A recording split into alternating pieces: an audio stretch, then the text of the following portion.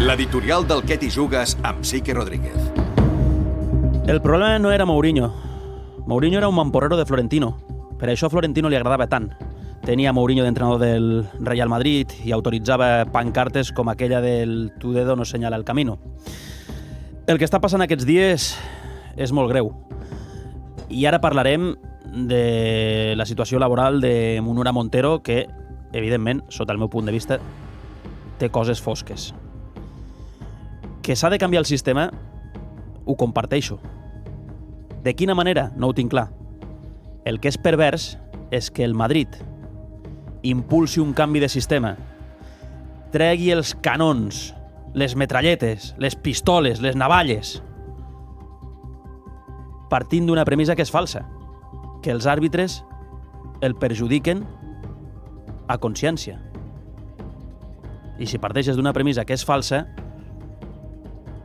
ja no pots tenir determinats aliats en aquesta guerra. Ja ho he dit moltes vegades, la sensació és que ningú vol millorar l'arbitratge. El que tothom vol és condicionar-lo al seu favor. Ahir vam assistir a un cas insòlit, que és que un jugador, Fede Valverde, en una roda de premsa, defensa els àrbitres. Yo no soy quien para juzgar a un árbitro, para juzgar a otra persona que también está haciendo su trabajo. Al final somos todos humanos, podemos equivocarnos, podemos hacer las cosas bien. Al final los árbitros también se les critica mucho y cuando se les hace las cosas bien jamás tampoco se les halaga. Això ho deia sobre la 1 del migdia. A les 2:33, una hora i mitja després, i aquí ve lo insòlit del cas, és que rectifica aquestes declaracions. Habitualment passa al revés, no? Que algú s'escalfa, diu una cosa i després demana perdó a les xarxes socials. En el cas de Valverde és a la inversa. Diu això, un discurs assenyat, i una hora i mitja després, qui sap quines pressions ha rebut, quines trucades li han fet, tuiteja: no quiero que me malinterprete nadie, pero sobre todo le quiero aclarar a nuestra afición. Si hoy no hablé de los arbitrajes que estamos sufriendo es porque me conozco, en mayúsculas, me conozco, y debo centrarme en mañana. Todo el mundo ha visto lo que nos está sucediendo en esta liga y no lo olvido, pero ahora debemos poner el foco en mañana y yo estaré al 100% como siempre lo he estado. Fede Valverde demanant disculpes per haver defensat els àrbitres. Aquesta piulada té 106.000 m'agrades. 106.000 i pràcticament 20.000 retuits. Al Madrid tots van com un sol home.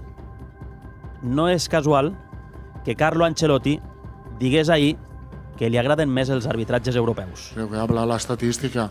En Europa hay mucho menos polémica en este sentido, hay muchas menos intervenciones del VAR. El VAR interviene cuando solo es necesario. Creo que hay también que tener en cuenta que habitualmente en la Champions pitan los mejores árbitros de cada país. Entonces la calidad es muy alta en este sentido. Qui està a Europa? Velasco Carballo. Qui va publicar ahir el diari AS que agradaria que fos el cap dels àrbitres a Espanya? Velasco Carballo. Com que Velasco Carballo diuen que no voldrà tornar a Espanya per ser el cap dels àrbitres, quin és un altre dels noms que apareix a la llista? Fernández Borbalán.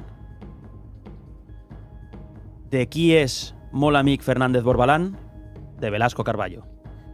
Qui va posar Fernández Borbalán al capdavant dels àrbitres a Bulgària? Velasco Carballo.